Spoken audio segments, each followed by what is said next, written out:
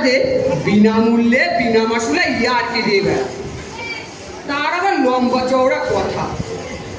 মশাই বলবো কি, আজ বছর খানেক ধরে শুধু বলেই বেড়ায়, আজ খাওয়াবো কাল খাওয়াবো, খাওয়াবার নামই নেই।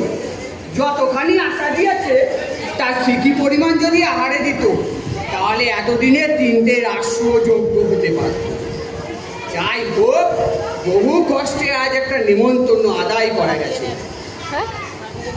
কিন্তু 2 ঘন্টা বসে আছি, এখনো তার দেখা নেই। ফাঁকি দিলে না তো? ওয়ে, কি নাম তোর? ভূত, মেধো নাকি হরে? না